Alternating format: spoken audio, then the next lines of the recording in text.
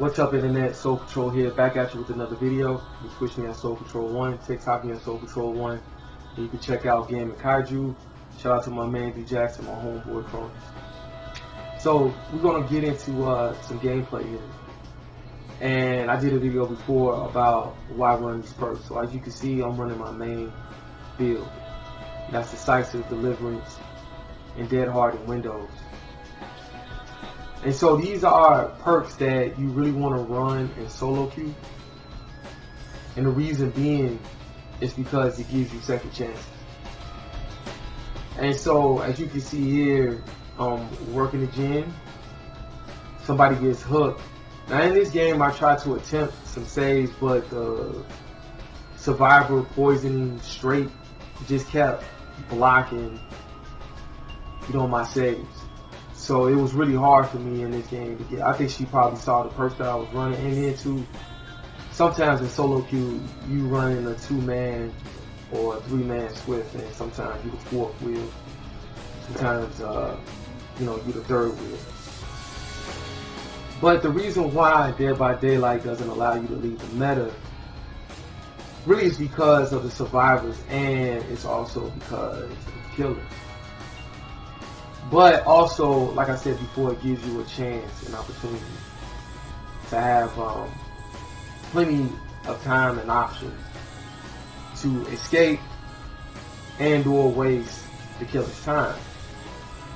And so, when it comes to solo queue, those are some of the things that you want to keep in mind. You just can't run any perks in solo queue if you want to have a chance to run any perks. And I'm going to show examples of that. You have to be extremely lucky, right? And so I've played some games where I'm going to show you why you just can't run any perks and why really looping is required. So you have to really know how to loop. You got to know the maps, because Dead by Daylight doesn't put you in the best maps. The worst maps is really top priority for Dead by Daylight. That's how they built it. That's why a lot of times you can't. You see what I'm saying? Like this right here, she keeps pretty much blocking my saves, so I can't use Deliverance in this situation. So here Jason, he sees me, a nice flashlight there, and we're gonna try to hustle to this pallet here. He tried to mind game me. The mind game, you gotta look out for that too. A lot of times these killers, they know how to mind game. So when they see you babysitting a pallet, they'll always try to double back. That's another good blind. Blinds oftentimes pisses off killers, and you want to make sure that you take advantage of that. So this was an okay chase. So like I said, I think that poisoning straight and that Danny, I think they were swift. Or they was working, or I think this was, probably a 3-man split. More than likely. But again, when it comes down to solo queue, and as you will see later on in this game, why Deliverance is needed. Because when it comes down to Deliverance, you still get that endurance, even though you'll be in a broken state. But when it comes to Dead Hard, it also gives you that endurance. And it gives you a second chance and the opportunity to waste the killer's time. And so the gen speed in this game is looking really good. It's and I think this is a game where I think all 4 of us escapes. So the gen speed is nice, and so that's what you want in solo queue. And a lot of times what I want to say is it's rare that you come across a good team that does gens. And here in this event, there's bonuses and little subtle ways to keep you alive in this game by eating the food. And so now I think we might be up for a chase. I think the killer kind of left me alone in this game for the most part, because when killers in this game sees you pretty much knowing how to loot and knowing the map itself, they can kind of get a feel of the perks that you have, especially if you're a survivor that's not afraid to save, body block, take a good hit. There's a such thing in this game called a good hit. And what a good hit is basically when you don't throw the pallet down and you just decide to take the boost instead. So this Jason, he saw me, and a lot of times, killers, I was about to say Jason, a lot of times killers also get a feel of brave survivors who's willing to do flashlight saves and who's also willing to take downs. And so he was in the wrong angle, so I definitely couldn't get that flashlight save.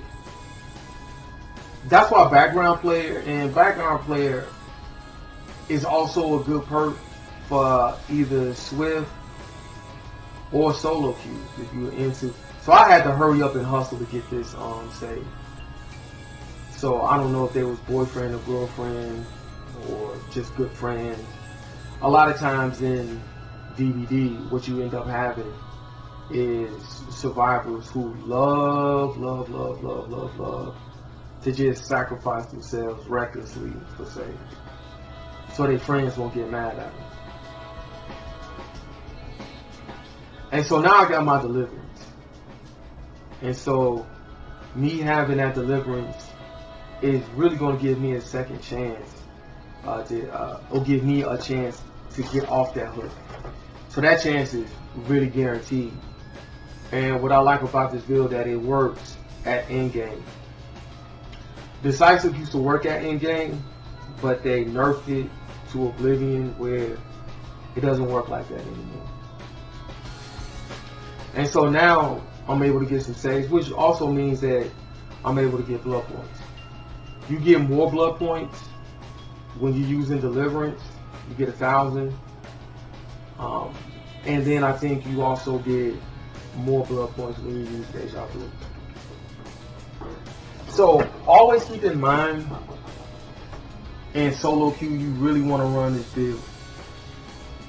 And so with them doing gens at this speed, the beauty of it is I won't need decisive, but I'll still have dead hard.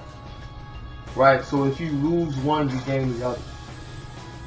Right? So let's just say you're not the best at using dead hard, but if the killer at some point decides to tunnel you, and let's just say you miss out on dead hard, or you don't hit dead hard on time, the good thing is you'll have decisive still working for you, and you'll still be able to stun the killer. So that's one of the reasons. So as you see here, this is golden, because they got all the gens done. The gates are lit up. So in this case, I'm not afraid to say it. I don't know how to get that, but I guess. But in this case, I'm not worried. As long as, yeah, he got me. So as long as they get to the gate, and this is something that I want to talk about. A lot of times in solo queue, 2-man, 3-man won't pick you up. They get scared to play the game. So, as you can take a look, all 3 of them is over there. All 3. They're not even trying to make a move. Now, if they look at their icons, they'll see that somebody's at the gate. The gate's going to open. Look. And then he opens it up. So chances are he wasn't going to save it. That's why you got to run these perks. You have to run decisive, you have to run dead hard, and you have to run decisive. You gotta run these perks. And look at what happens. So they both run out. I'm able to get to the gate. Gates open. This survivor was kind enough to wait on me. But that's why you gotta run these perks. And that's why DBD will not allow you to leave the meta.